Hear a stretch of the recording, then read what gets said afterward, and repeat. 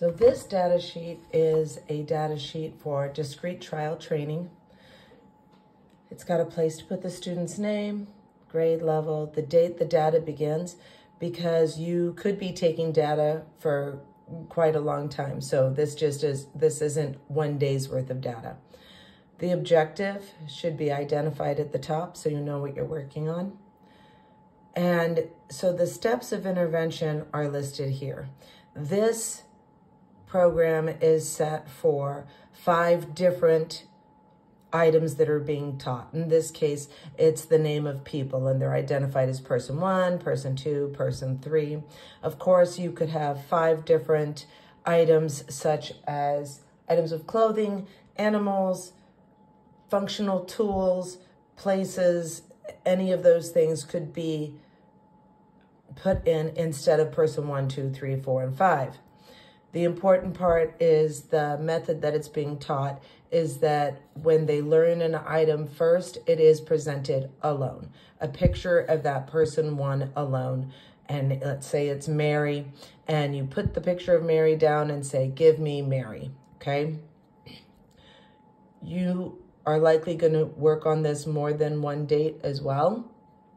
You don't need to just have 2 dates here. You could be working on this January 1st, January 2nd, January 3rd, right? Several different times.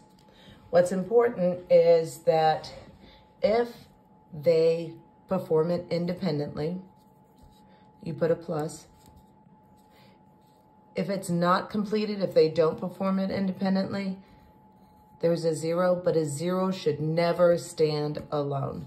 You need to help them complete that with assistance, okay? So you say to them, "Give me Mary," and they're not attending. And then you say again, "Give me Mary," and you guide them, even if it's a tapped prompt, to pick up the picture Mary and hand it to you. That way you can put this line through it. We don't want 0s to stand alone. Sometimes that has to happen because things come up, but we would rather they didn't, okay? Once they've done this 3 times in a row correctly, then you get to move on to the next step. And you will circle the date that they do that. So we know on the 2nd of January, they performed this 3 times in a row. Then you're going to go to person 1 with the distractor. The distractor is a card that you're never going to ask for. And it may be one completely unrelated. When you're doing people, it could be a picture of a person you're going to never ask for, but it could also be a card that just has a square on it. The purpose of this is that they actually have 2 choices in front of them, and we're making sure that they're looking at the cards, not just reaching forward, grabbing a card and giving it to you, okay? Again, you're gonna have the dates. Since here on January 2nd, they got 3 in a row. On January 2nd, I'm gonna start here with the person and the distractor. So maybe they get it right. I need to help them. I need to help them. I need to help them. If I have 3 in a row here, this is important. 3 times independent, move on. 3 times I need to help, we go to correction. Correction means that I automatically help them and I reinforce them. It's a part I didn't cover. If they do it independently, they get a star. You label it as they do it. "Giving me Mary." You give this specific verbal praise. "Thank you for giving me Mary. Good job." And you give them the token.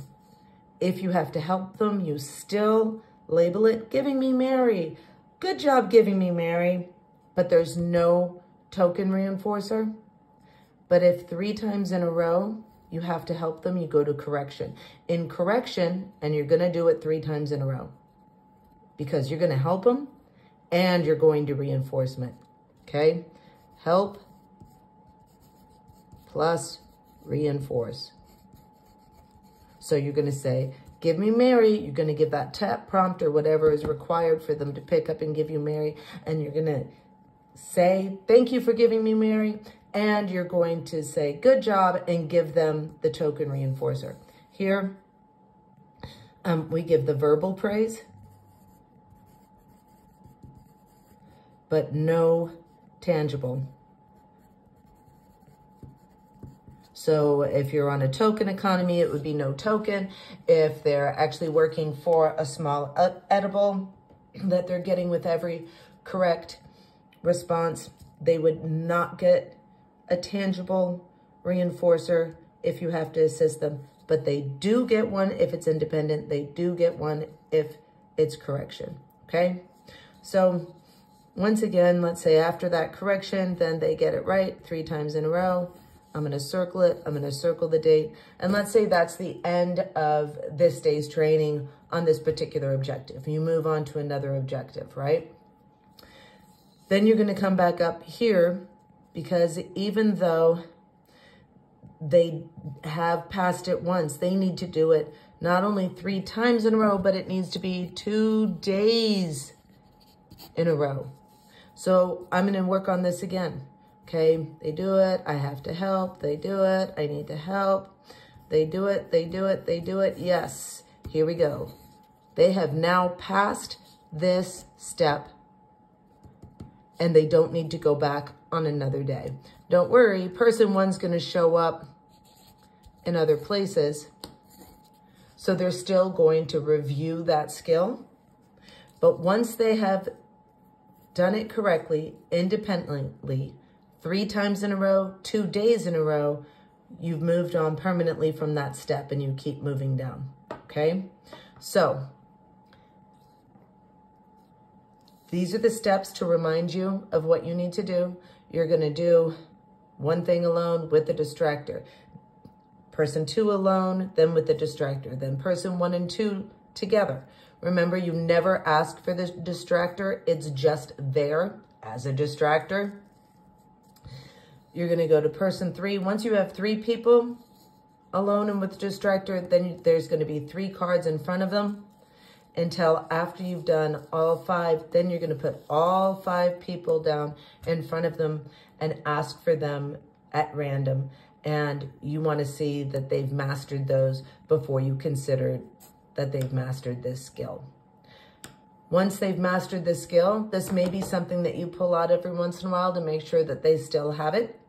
If they're demonstrating that they've got it by using those names in their daily lives, then you don't need to pull it back out, but it's just an option if you'd like.